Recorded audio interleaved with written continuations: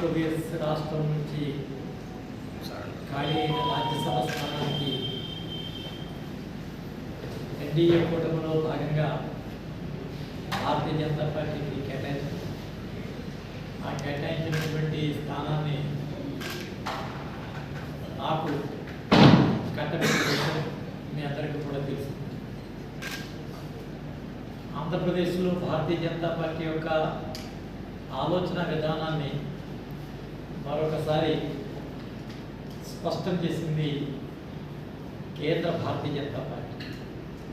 రెండు స్పష్టమైనటువంటి సంకేతాలు ఈ సమాజానికి భారతీయ జనతా పార్టీ నాయకత్వం తెలియజేయటం జరిగింది.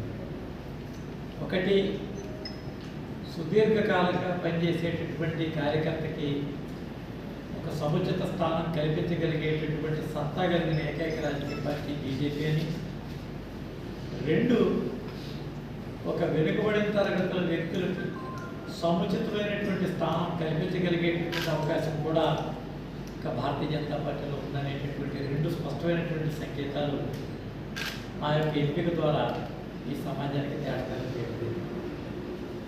దేశంలో అత్యున్నతమైనటువంటి సభకి ఎంపిక చేసేటటువంటి విషయంలో కేవలం కులము మతమే ఆధారం కాకుండా పార్టీ పట్ల నిబద్ధత, అదే రకమైనటువంటి క్రమశిక్షణ ఆధారం కాకుండా విషయాల పట్ల అవగాహన, వీటన్నిటినీ కూడా ప్రామాణికంగా తీసుకున్నటువంటి విషయాలు కూడా తెలియజేస్తాం. 4 మార్లు ఆంధ్రప్రదేశ్ రాష్ట్ర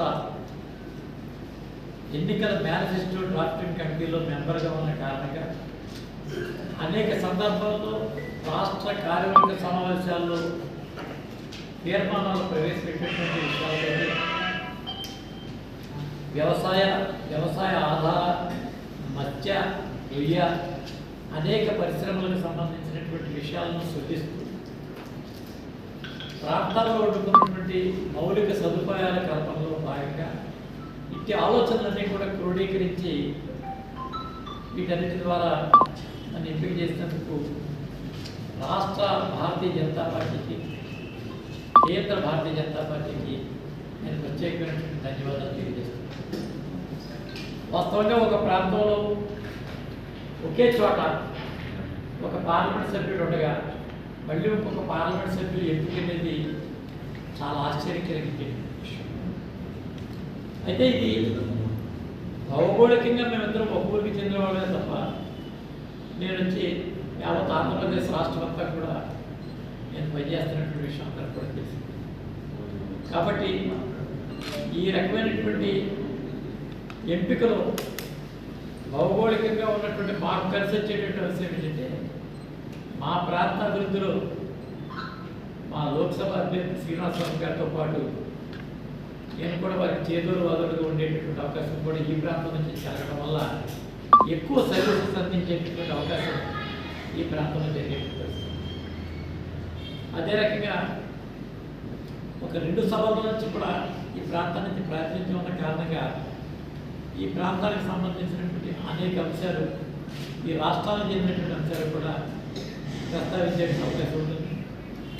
ఈ యొక్క విషయంలో పార్టీ తీసుకునేటువంటి నిర్ణయంలో మాకు సహకరించినటువంటి జనసేన అధ్యక్షులు పవన్ కళ్యాణ్ గారు, తెలుగుదేశం అధినేత నారా చంద్రబాబు నాయుడు గారికి కూడా మేము ప్రత్యేకమైనటువంటి ధన్యవాదాలు తెలియజేస్తున్నాం. అదే రకంగా కూటమి ధర్మాన్ని పాటిస్తూ కూటమి యొక్క బలోపేతం కోసం ప్రయత్నం చేస్తూ ఆంధ్రప్రదేశ్ రాష్ట్ర అభివృద్ధిలో మా వంతు పాత్రను కూడా మేము పోషిస్తామని చెప్పి సందర్భంగా తెలియజేస్తాం.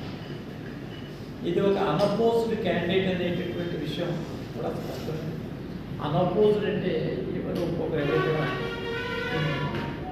ఒక్కొక్క నామినేషన్ వేయకుండా మాకు పూర్తి స్థాయి అవకాశాన్ని కల్పించేటువంటి అనపోజ్డ్ నాకు 2 రకాలుగా వర్తిస్తుంది. వితిన్ పార్టీలో కూడా అనపోజ్డ్ క్యాండిడేట్ అయ్యారు. ఇది రాజకీయాల్లో చాలా ఆహ్వానించదగ్గ పరిణామం.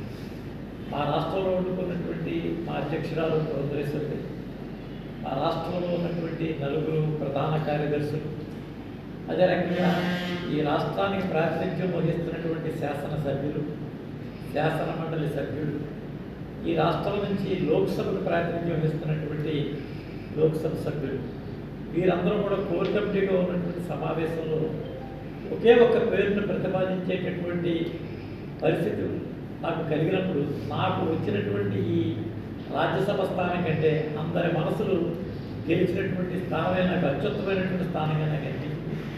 ఇట్టి ఏకాభిప్రాయ సాధన, ఇట్టి ఏక ఆలోచన కలిగేటటువంటి విధానం, ఈర్ష్య, ద్వేషం, అసూయలకు దూరంగా నన్ను ఒక పేరే ఖరారు చేసినటువంటి దాఖలా చూసినప్పుడు ఇది ఉత్తమమైనటువంటి సాంప్రదాయాలతో కూడుకున్నటువంటి విలువలతో ఉన్నటువంటి రాజకీయాలు నెరపేటటువంటి ఈ సంస్కృతి ఆంధ్రప్రదేశ్ భారతీయ జనతా పార్టీ ఉన్నందుకు నాయకత్వానికి ప్రత్యేకంగా ధన్యవాదాలు తెలియజేస్తూ నేను ఈ నెల 28వ తేదీన ఉపరాష్ట్రపతి గారు వారి ఛాంబర్లో ప్రమాణ స్వీకారం 12:30 గంటలు దాటిన తర్వాత వారు నాకు సమయం ఇవ్వడం జరిగింది. అయితే ఇందున సుమారు 10 మంది సభ్యులకి అనుమతి ఇవ్వడం జరిగింది. ఈ రోజు ఉన్నటువంటి పరిస్థితుల్లో అటు ప్రోటోకాల్ కానీ ఇటు జరుగుతున్నటువంటి భారతదేశంలో ఉన్నటువంటి ఆంతరిక శాంతి భద్రతల విఘాత స్థితిని కూడా పరిశీలన చేసిన తర్వాత అభ్యర్థుల యొక్క ఎంపిక కూడా నామూలంగా ఆ 10 మందిని కన్ఫైన్ చేయడం జరిగింది. కాబట్టి వీరందరి సమక్షంలోనే ఈ నెల 28వ తేదీన నేను పూర్తి స్థాయి ప్రమాణ స్వీకారం చేసి అక్కడ పెద్దలందరినీ కూడా కలిసి వారికి ప్రత్యేకంగా ధన్యవాదాలు తెలియజేసి నేను కార్యోన్ముఖుడు కాగలిగినటువంటి మరొకసారి పార్టీ పరంగా ఆ కార్యక్రమాలు కొనసాగుతూ ఉన్నాయి.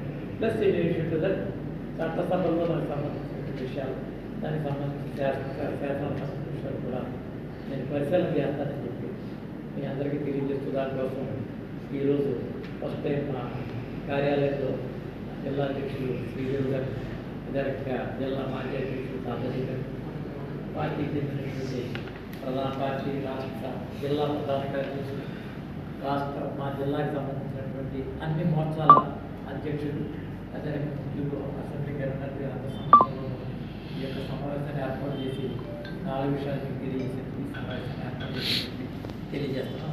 నమస్కారం. ఇప్పుడు ఇది ఆంధ్రప్రదేశ్లో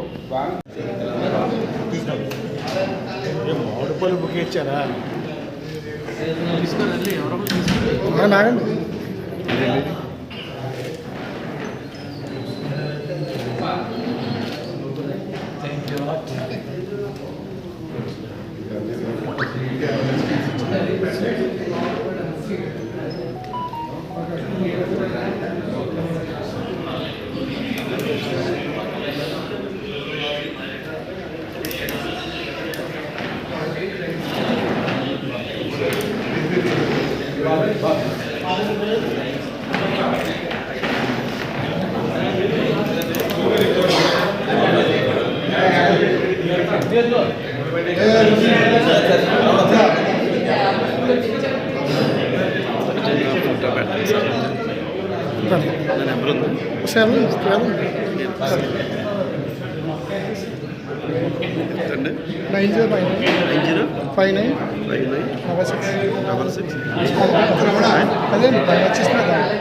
మహేష్ కేవీ ఇప్పుడు